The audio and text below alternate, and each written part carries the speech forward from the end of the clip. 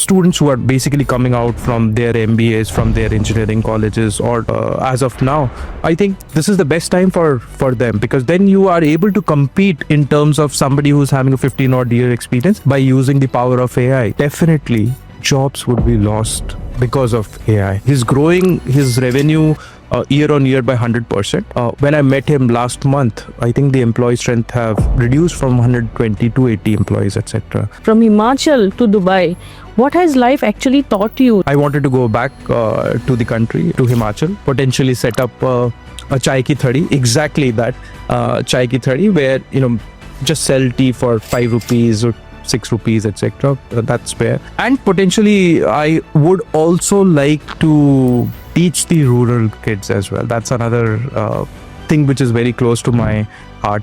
If an employee in your organization is not utilizing 30% of their productivity by not using AI tools, they are missing big time.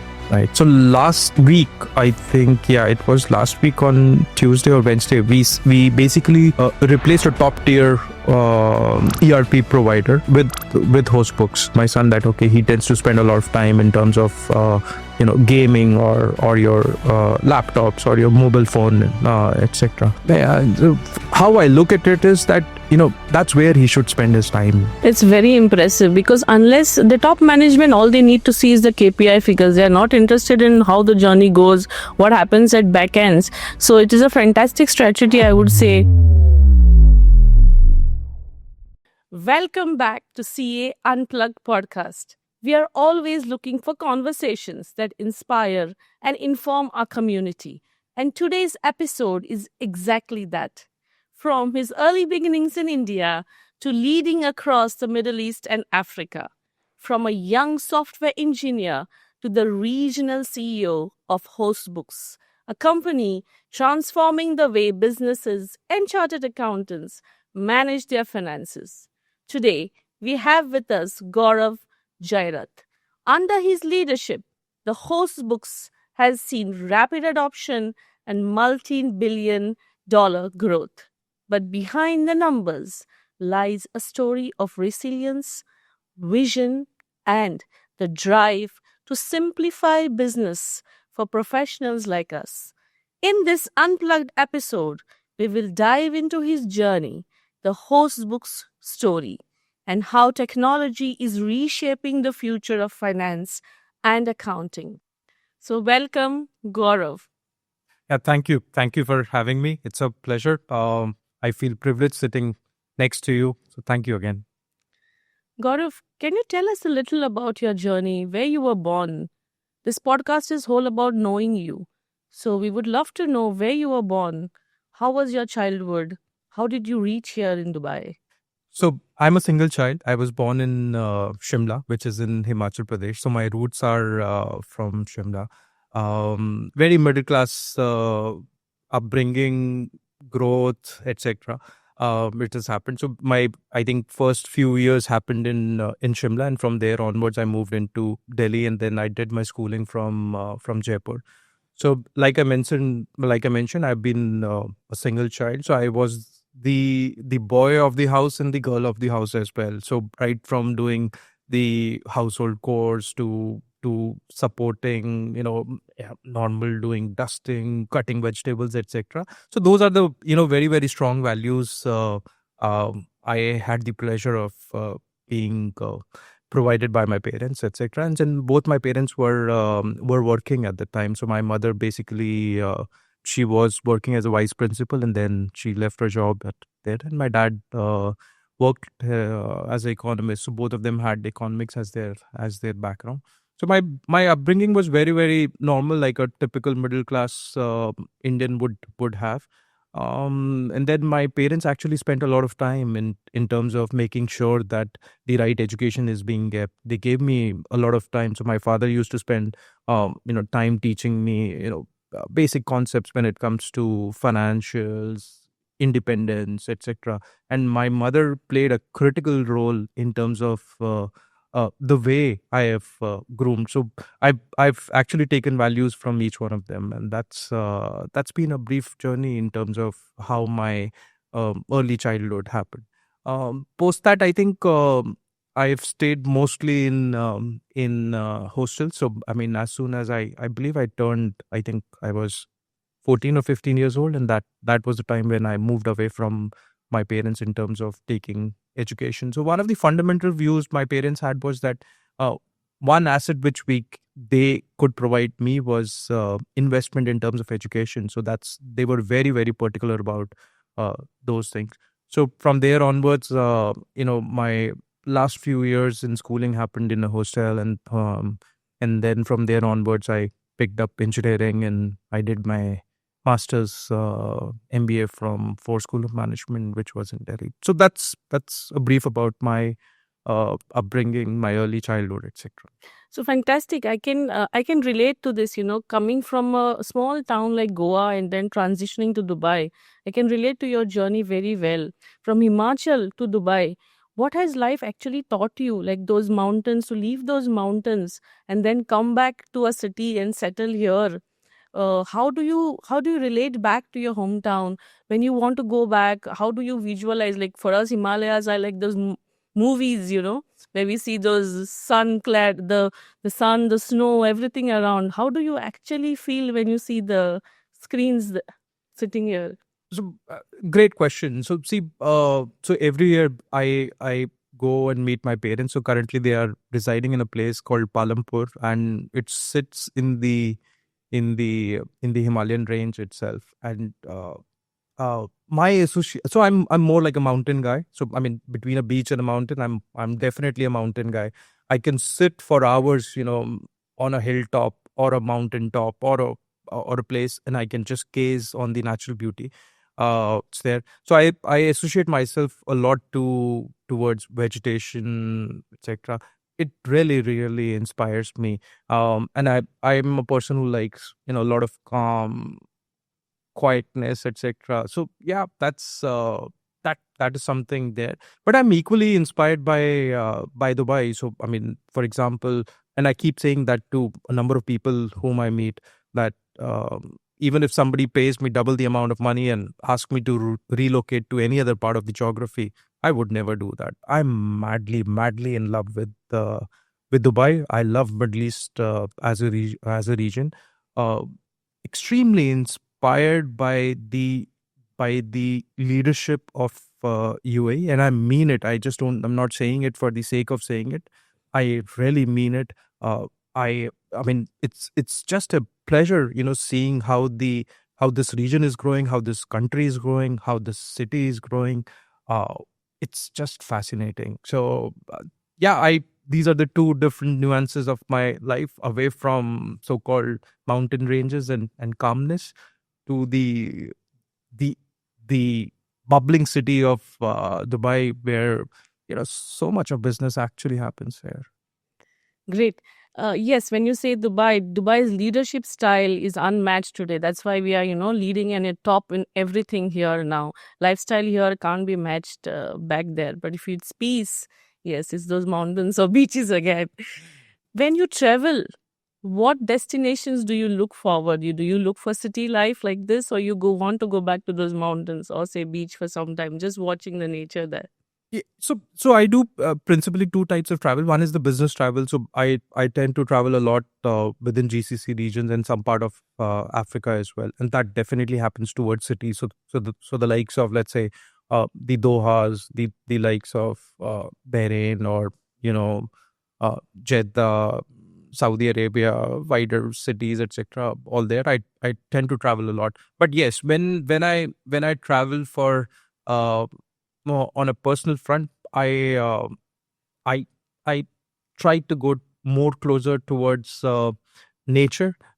That's what I like. So concrete jungle is something which I tend to stay away from, and I'm grateful that my son and my wife, they also enjoy, whenever they feel like taking a break, they also like to go slightly closer towards the nature. Excellent.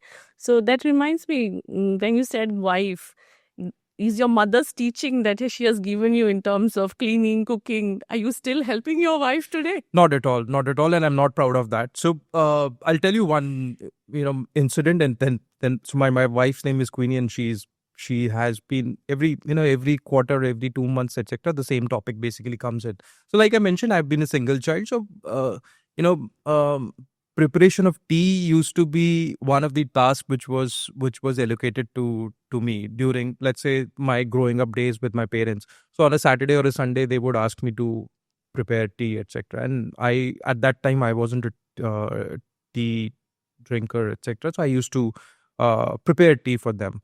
I got so bored by preparing that tea. So you know, that was one of the things which I said, I promised myself that, at after that I'm not preparing tea. So my wife Queenie, she's after my life, she's still waiting that at least I will prepare one cup of tea. So I don't do that. And in both in terms of normal routine work for the home as well, I don't do that. I'm a very, very lazy bum when it comes to doing the household chores. Or I think the other way of putting would be that she really pampers me. So I Oh, have the privilege or the luxury of just putting my bum on the sofa watching television or mobile phone, etc. That's what I do. I hope she listens to this podcast. I'm sure she'll be proud of you, or she'll make you make the tea again.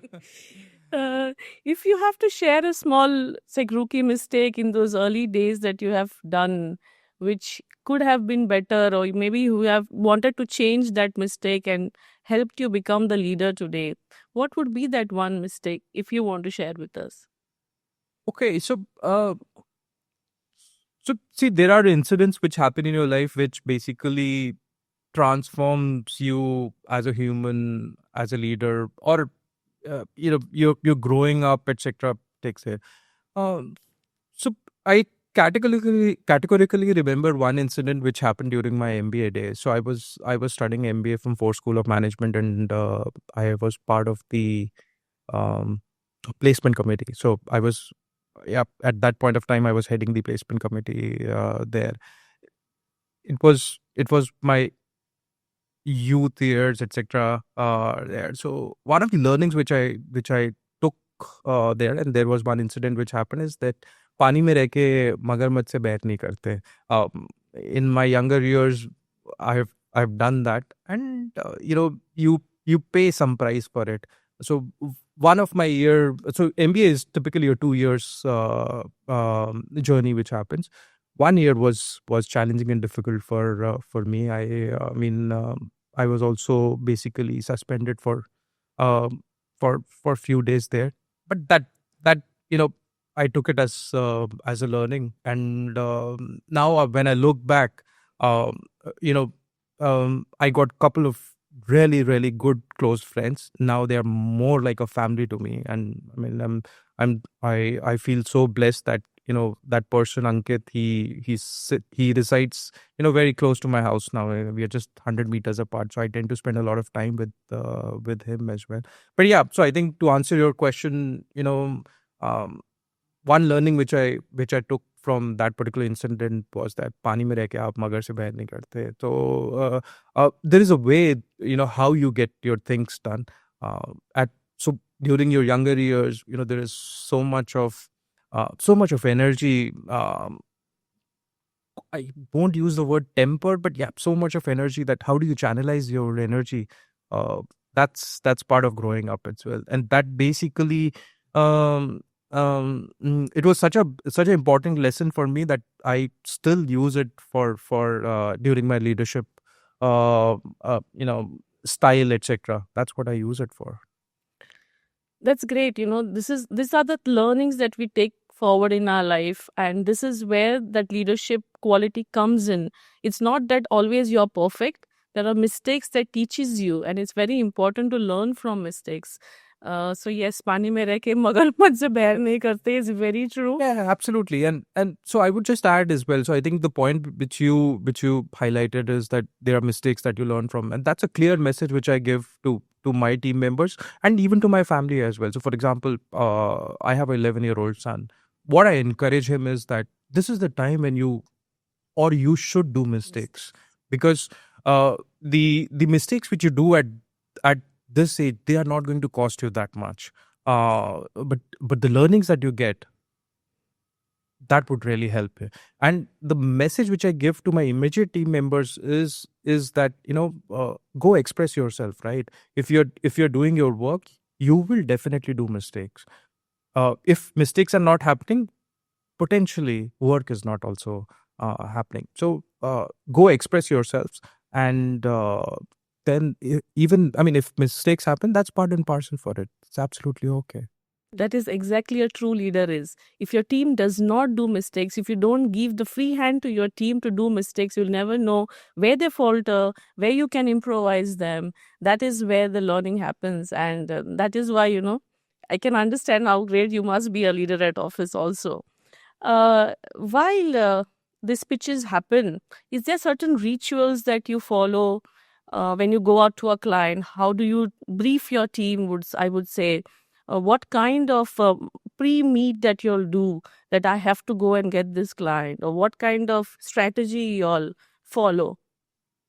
Oh, great question again. So, see, uh, as a person, I like to go prepared, right? So, I mean, that gives me a lot of confidence as to, attending key meetings, whether we are meeting the leadership team or we are meeting the boards for the respective organizations, and positioning our solution or approach towards them. So, I tend to spend a lot of time with the team, making sure that we go prepared. And I think over preparation is healthy. You go confident, etc. That's something that we love to do. At least personally, I like to do. And the other important aspect which I would say is that, you know uh, every deal, every pitch is different. I mean, if you ask me to write a book as to, how deals would happen, or how deals would shape up for me, I won't be able to write a book, etc., because every deal has a different nuance to it. um I firmly believe that you have to live that Journey. you have to live that journey of the deal, etc., and then if you're living it, you get a pulse of it. If you get a pulse of it, you start putting your heart into it. And then I think there are certain things which are in your control. There are certain things which are beyond your control. We give our best. That's what we firmly believe in. But one important message, in terms of my preparation, also happens is that, uh, I go prepared for losing a deal as well. I go prepared for that, so that, and so winning and losing is part and parcel of the game, etc. And I think, yes, this is how at least my leadership style has evolved in the past few years, etc. That, you know preparing myself, that don't be afraid of losing. It At times it is okay to say no.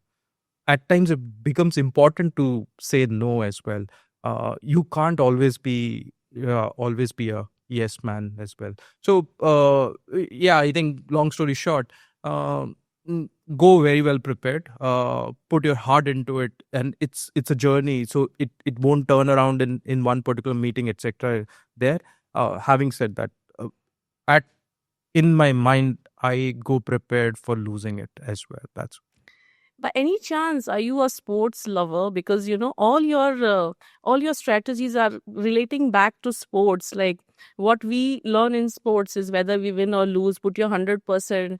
It gives a hint that you play a lot of sport. Is it true? Yeah. So, I mean, I'm a huge sports fan. I mean, I can follow cricket like anything. I follow tennis like anything. And I mean, so just giving examples, even if there's a test match, 5-day test match happening between Bangladesh and Zimbabwe, I can watch ball by ball. That's, I mean, that's there. Uh, mm, uh, Especially when India is playing, England is playing, etc. So I follow sports a lot. I can watch, 5-hour marathons, tennis matches in a Grand Slam, whether it is, first round, second round, etc. I can easily follow them. Yeah, that's there. But there are a couple of, yeah, I think one interesting story as well during when I was growing up. So I was into a number of sports as well, and middle class thinking, middle class values, etc. My parents used to discourage me from sports. So there is still, I go and tell my mother, you never allowed me to go on a Saturday morning and play those cricket matches, etc. That time I was actually, yeah, I can use that word. Inspiring would be better, but I think they were forcing me to study a lot. So yeah, and so I in my younger days I used to play a lot of table tennis. Now also I play table tennis. I play a lot of paddle. I play badminton, etc. Then I think I wanted to play cricket, and then my wife took control, so she doesn't allow me to play cricket because that eats up a Saturday or a Sunday for me. So you have to figure out ways how do you keep yourself close to sports. So these days I go play paddle or badminton 2 hours, 3 hours on a weekend. Yeah, that's what I do. Would you like to tell a little about HostBooks in simple terms? What is HostBooks all about? So it's been a fascinating journey for me. So I basically got associated with HostBooks in the month of February this year itself, and one of the key responsibilities which I've taken up for them is to set up their business here, set up their operations here, build their team, and uh, there are two standards. One is the organization standard that we were hoping to achieve during this year, these 6 months that we've been here in Dubai, and then the other standard was some kind of targets which I had kept. You would be pleasantly surprised to hear that we have surpassed both of them. I'm pleasantly surprised as to how fast we are growing, what kind of customer acquisitions that we have done. More importantly, I think I'm a team man. So the kind of team that we've been able to build there, so the foundation for success is there, and you would see that we will definitely take a decent amount of market share when it comes to ERP applications, both from the uh, mid-market segment as well as the SMB segment as well. And I think hopefully in the coming years, etc., we have aspirations to start cracking the enterprise segment as well. And with the way how things are shaping up, with the way we are putting our focused approach in order to meet the customer expectations, to supersede their expectations, more importantly in terms of adoption. I'll be surprised if we don't start cracking the enterprise segment deals as well. In this world of AI, could you let us know what is this term called agnatic AI, agentic AI? I mean, I don't even know how to actually pronounce it, but is agnatic, agentic, what is this? What is this term? Could you please explain to us a little bit?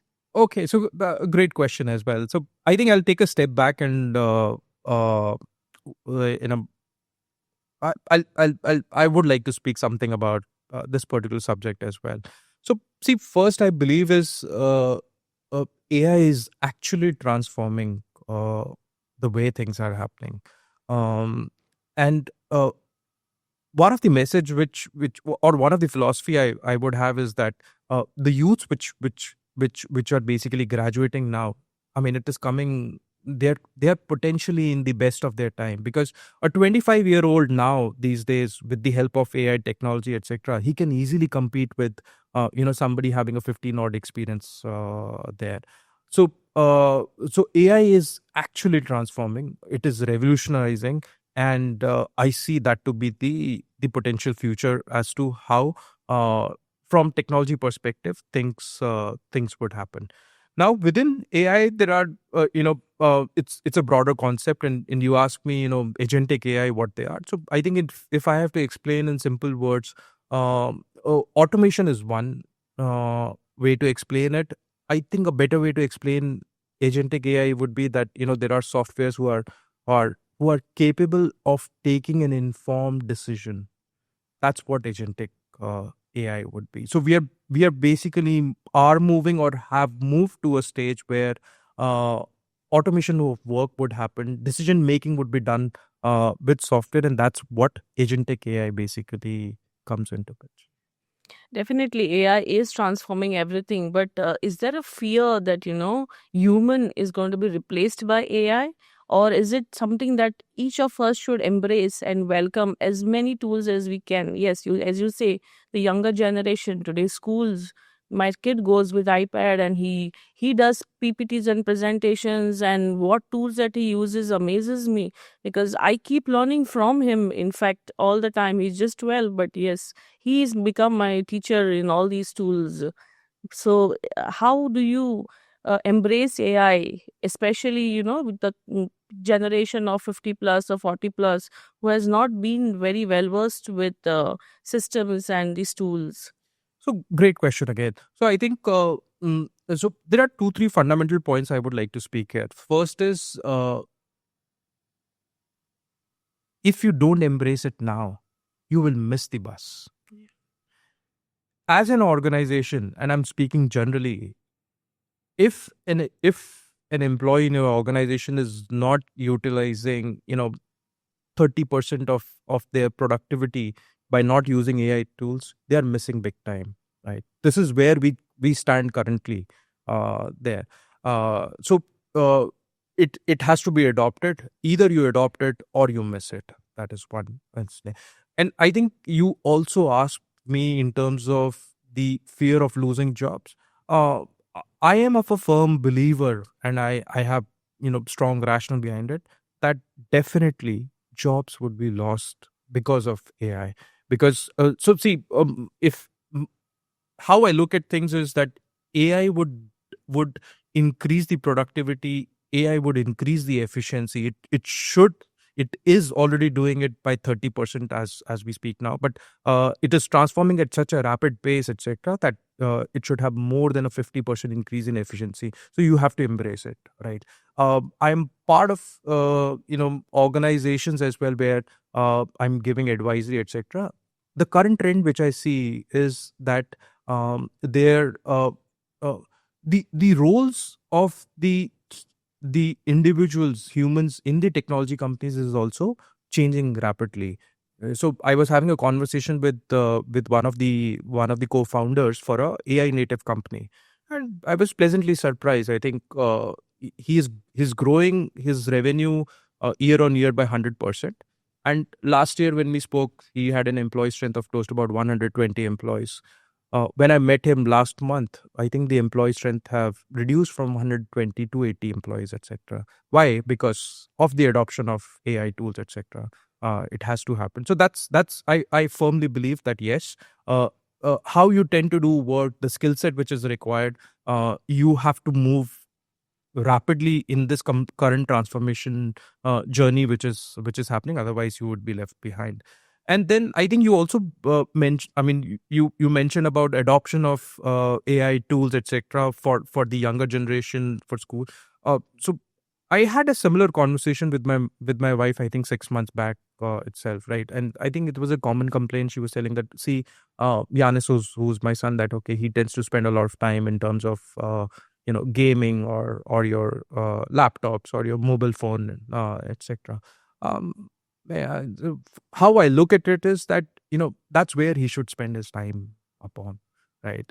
Because uh, you you should embrace adoption of AI. The quicker you adopt, the better it is. It is more like some component of your artificial intelligence are your assistants. So they definitely tend to increase your efficiency in terms of how you do your day to day work, etc.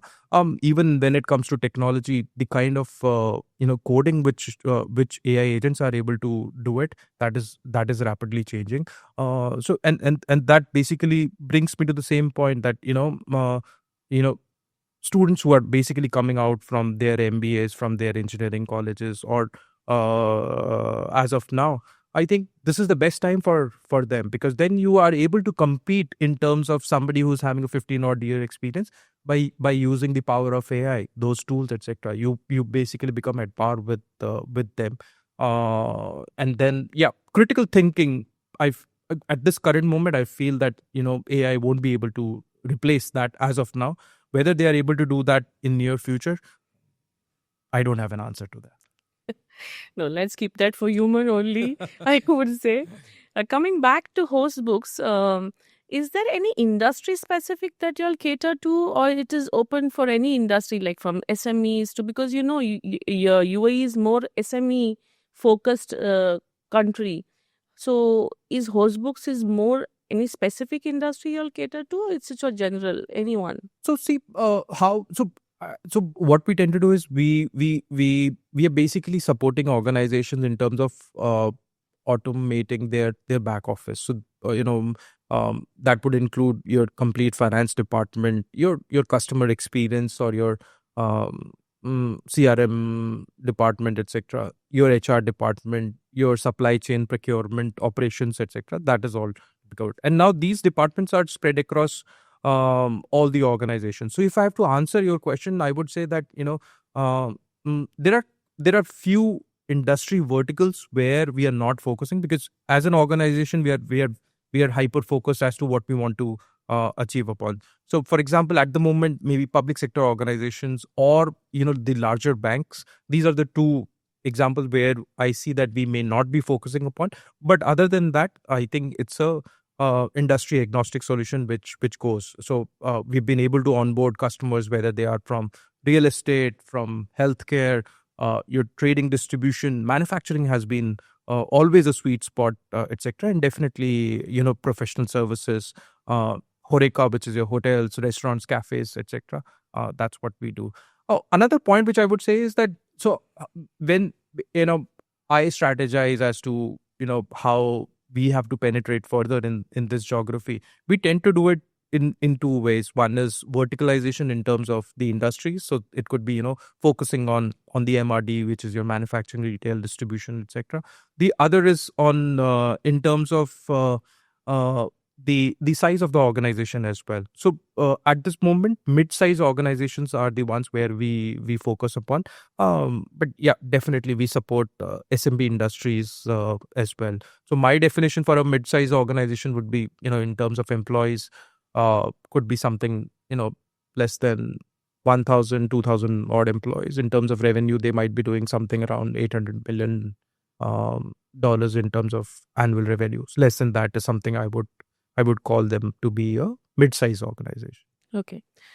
See, finally, we all are in service industry. So how do you all comfort your clients, like for the transitions? Because it's not easy when you are handling finances of someone, the complaints, the grievances. How do you all train them? What is the kind of handholding HostBooks actually does in this geography? And what kind of team that you all allocate to this client when the transition happens? Could you tell us more about it, or maybe if you can tell us a client experience, that would be great. A brilliant question, I think. So I think the fundamental philosophy of my team is that we want the adoption of the application to be done. So, uh, uh, uh, s- uh, so when I say adoption, what I mean is that the finance team, the supply chain team, the HR team, the application not only the ERP application not only has to be implemented or executed, right? It has to be used. Exactly. That is where I think the firm philosophy, the thought process from our side lies. What we also tend to do is that in the beginning of the project itself, we ask for the KPIs for the leadership team or KPIs from the department level team as well. So, for example, somebody who's a CFO, who's heading the finance department, etc. We would identify 4 or 5 top KPIs, right? So, and that's where we tend to keep technology away from your business, because your KPIs would be specific to your business, right? Similarly, the CHRO, right? His or her KPIs are going to be separate. Now, the goal is adoption. How do we make sure that the adoption of the application is happening? It is directly linked that how are we achieving the KPIs for those respective individuals, those respective departments, and eventually, if you accumulate it, it becomes the organizational KPIs. So we are putting that skin in the game itself, and the brief which is given to the team, and my team basically breathes this in and out, is that it is not just completion of the project. It is not just configuring the ERP application as the goal. The goal is the end organization has to adopt. Their users basically should use the system? If they are using the system, how are we basically increasing the efficiency of that particular organization? How are we basically ensuring that there is zero or no revenue leakage which is happening? How is it that we are making sure that their customers are having a good feeling, a wow feeling, if they are basically targeting the CRM users, etc. So that's the eventual goal. And if we begin with this clear cut thought process that the eventual goal is adoption, and it can be linked basically to the KPIs of that organization, we are basically putting skin in the game. And that's what we tend to differentiate ourselves from our so-called respective competitors too.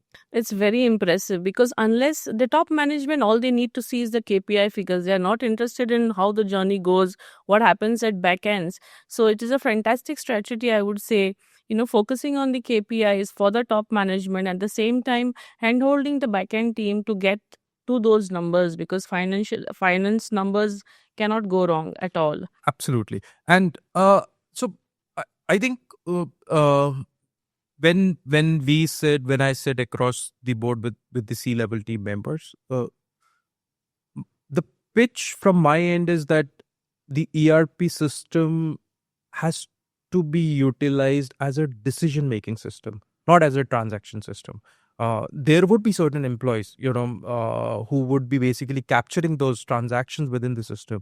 But for the leadership team, somebody who's like a CHRO, somebody who's a CEO, who's a CFO, ERP system has to be looked at as a decision making system. A system which basically can help you in taking decisions and not just capturing the so-called transactions.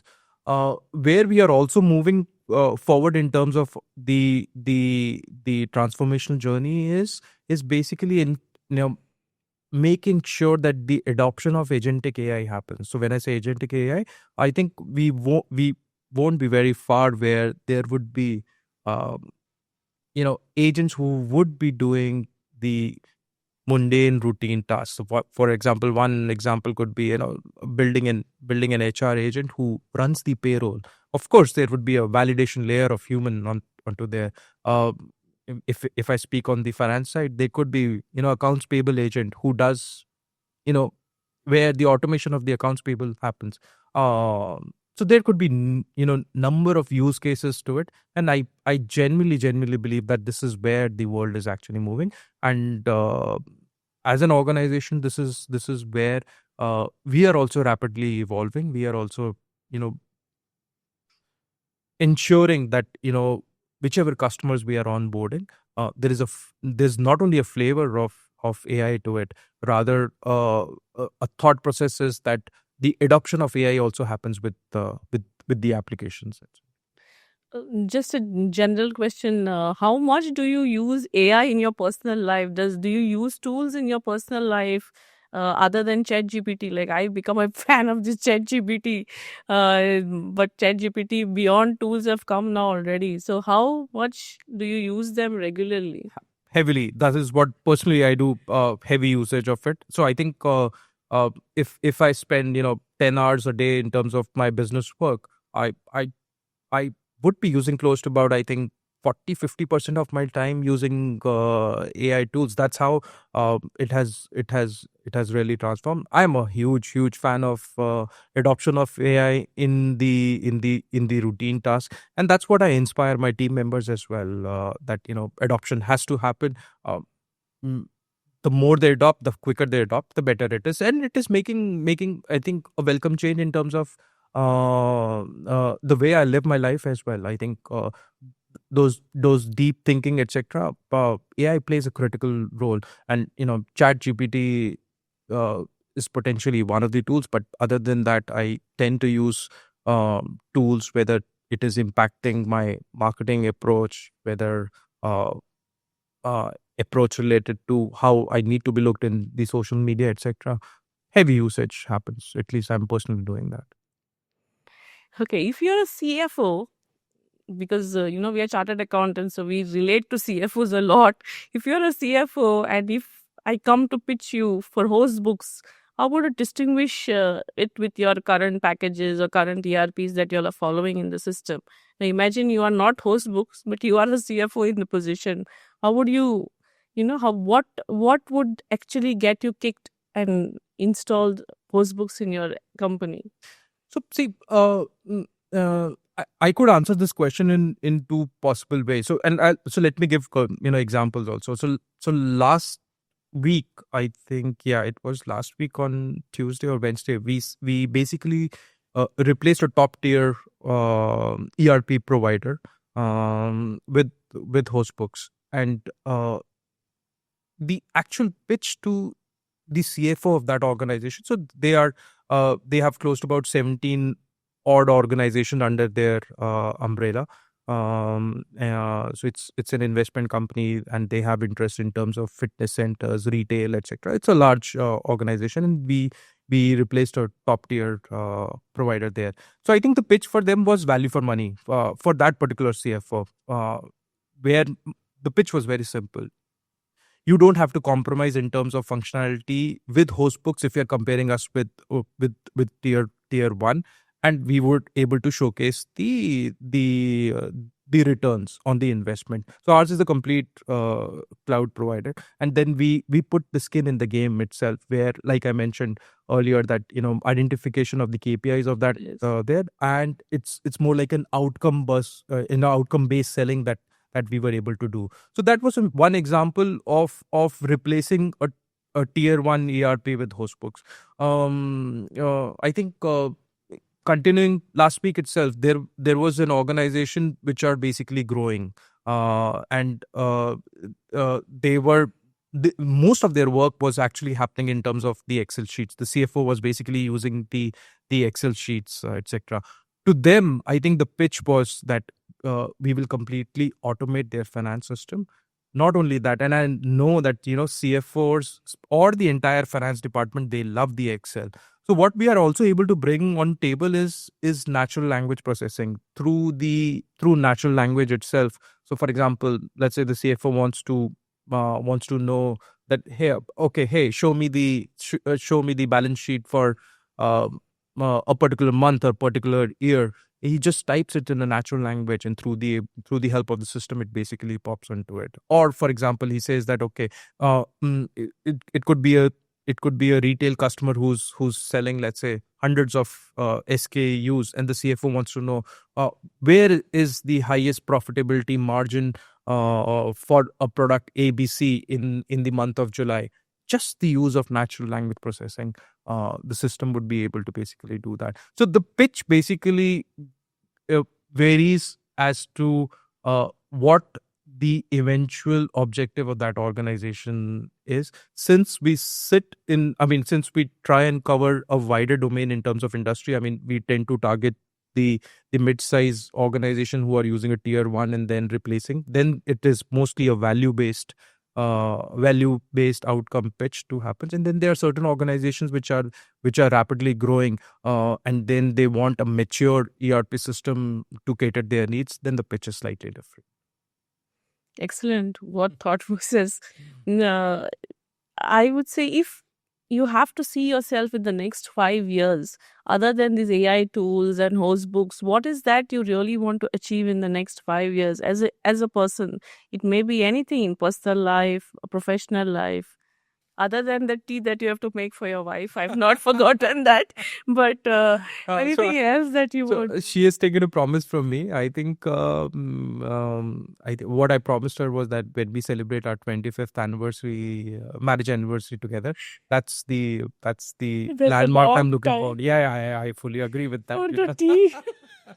Maybe For one not dinner by then. Yeah, one cup of tea to be made. But, yeah, I think how I would answer this question would be, 5 years down the line, you would see me potentially retiring from the corporate jungle. I think I was fairly close to retiring as well. I think 2 years back, 1.5 years back, etc. I had actually made up my mind, but both my mother and my wife did not support this decision. I wanted to go back to the country. to Himachal, potentially set up a chai ki thadi, exactly that, chai ki thadi, where just sell tea for 5 rupees or 6 rupees, etc. That's where, um, have a mundu, right next to me, just chit chat with him. That's it, and it's a quieter place. That's what I you would actually most likely see me doing that, 5 years uh from now. And potentially I would also like to teach the rural kids as well. That's another thing which is very close to my heart. Also, mathematics is one subject. So whenever nowadays, also when I go meet my parents, etc., so they stay in a place called Palampur, and it has its own roots in terms of, um, you know uh, it's a suburb away from the hustle bustle, etc. And this is how I want to give it back to the society. Teaching kids mathematics, teaching kids on investment. Yeah, investing in terms of stocks. Right, earlier they start, the better it is. And that's one of the things which at least our education system uh, Did not does teach us. does not support. Finance related to investment, and this is this. I was having a same conversation with my 11-year-old son yesterday itself. I was just trying to inspire him that start investing. uh, if you invest now, doesn't matter, whichever company. So he's into gaming, right? So he likes to play games. So I said, no, pick a stock. It could be a like of a Microsoft, or if you let's say AI is in the forefront, so any of the infra companies, etc., pick a stock, invest into it, and see it grow. It's not about investment, it's about teaching them how it would go. Yes. And I would like to replicate the same to the rural parts of the country. So 5 years from now, don't be surprised if you s- if you if you find me having a chai ka khoka, a chai ka khoka, and and teaching kids and across teaching the Chai ki Tapri. A uh, lot of things happened by Chai ki Tapri, by the way. People have become international with Chai ki Tapri. So definitely, I don't have that that is kind of yes. But aspirations maybe to one be a of your vlogger. students can come up from that Chai ki Tapri So I want itself. to give it back to the society, especially to the rural kids. Somebody who's a 12-year-old, 15-year-old. Um, help them in terms of their education and these skills which at least are not taught routinely in our educational domain. That's what. Yes. And I would like to work with the rural kids, away from the. Going back to the roots, basically. That is where we all come from, going back to our roots. Have you played a rapid fire before? So I didn't tell you this. I'm not a very extrovert person. I would rate myself, slightly closer to introvert. So, and you know, fortunately, unfortunately, it's a day where I am doing most of the talking. I'm a good listener. So rapid fire, you're making me nervous. That's what I would say. Anyway, we'll not take it as rapid fire. Rapid fire, you can take your time to answer, but I'll ask a few questions that came to our mind. If you could go back and give your 18-year-old self one piece of advice, what would that be? Habits that has been a game changer for the success. See, so one piece of advice I would like to give is sincerity and loyalty towards yourself, right? So whatever you want to do, be sincere to it, and then you would get that success. But yes, value for time, value for being sincere in whatever you're doing, whether it is your relationship with your parents, it is your relationship with your wife, your son, your relationship with your customers as well. If you're sincere and loyal, that really helps your life as well, because then you don't have to be somebody else. You can be your brutally honest truth. It simplifies life a lot. Excellent. That is very true. Because then you don't have two things to tell. What is there is there. That's the sincerity and the truth around. One thing that AI you think will never be able to replace. Emotions, I think, no, they would never be able to replace that. And I think how humans have developed or are today, humans play a emotions play a extremely important part of life. If, currently in my decision making also, emotions play a vital role for that. I don't think so that time would ever come where AI would be able to do that. Excellent. True. You are such a tech person as far as I came to know today about you. What is that one piece of tech that you actually owned first from your own earnings, probably, or you got it gifted from someone? That one piece of tech. So, uh, yeah, I'm okay. I'm okay kind of techie. I'm not very, very, too techie. I think, but the first piece of tech which I got was a computer which my father bought for me. I think I was studying in standard sixth itself, Oh, where he bought me a computer, and then did my I did some programming as well there. Nowadays, I don't do programming at all. But yeah, that's the first thing, and I kept it for I think donkey years. Yeah, it was there.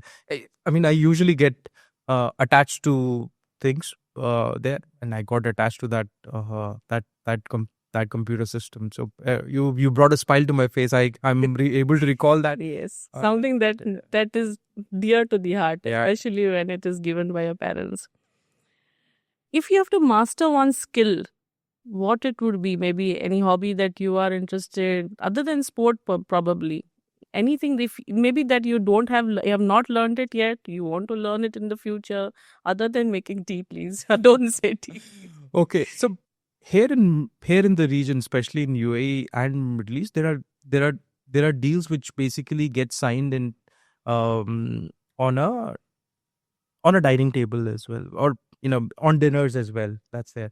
So that's one art I don't possess, and that's something which I would like to have. So my approach towards selling, or my approach towards building businesses is mostly, I would say, old school, where you create a base structure, objection handling, and then that's what you do. I think where I'm poor at, or where I lack, is signing deals across the table, across the dinner table. That's something I would like to pick if I have to. Nice. If you have to give advice to someone who's below 30, what would be that one advice that you would give towards a person shaping his career or thinking what he should be doing? So, uh, two pieces of advice from my side. One is uh, uh, be an avid learner. And be truthful, honest to whatever you're doing, and always do things which basically uh, you get attached to, that inspire you. Take that stream itself. Other than that, the other thing which I would like to give is start thinking about investment. Right, earlier you start, the better it is. Uh, mm, it could be stocks, it could be other organizations. You could become an entrepreneur, etc., and then invest it. But yeah, potentially I started investing fairly late in my career. So that's one piece of advice I would like to give is, whether you are in school or whether you are in a college, etc., uh, start investing. Start invest. When it comes to investing, I mean, I know you are an introvert, as you mentioned, but everybody likes compliments. With Have you got that one compliment that really made you smile from within or blushed from within? I would say, what is that one compliment? So okay, wow. So how do I answer this? I Okay. don't want to bring out all of your secrets here, but still, Yeah, so I think it was an indirect compliment, and I got it from Yanis, he's my son there. So he was having a conversation with one of his friends, and I overheard the conversation. I was passing by in his room. I overheard the conversation. So the conversation was going that, okay, what do you want to be in your life? So I remember, speak. So I'm very, very close to my son there. So when he was 6 years old, 7 years old, that time he wanted to become a cricketer. Then he moved to a different stage. 9, 10 years, he said that he wants to become a gamer, etc. It's absolutely fine. The compliment which I received was that he was telling that I would like to become like my father. I would like to adopt sales as a profession. So uh, that stuck Wow. me. I think it. I just passed by, but yeah, I sat for 5 minutes. I said, I don't think so. I could have basically got a better compliment that happened very recently. I think it was. I think maybe some few weeks back, 6 weeks back, etc. So That's that's a amazing. compliment.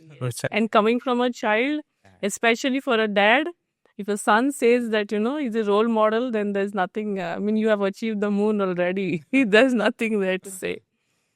If it's one book or a podcast that you are a fan of listening to, because, I mean, if you do listen to podcasts, then which one would you recommend? I like to hear conversations of Ray Dalio. He's an economist. That's something which I like to do. I know it's away from the technology side, but yes, I mean, Investment. not investment. I think economics. It fascinates me. So yeah, that's something which like, and obviously books written by him, etc. Which does. I am also like to read about politics, origins of country, etc. um, I like to do that.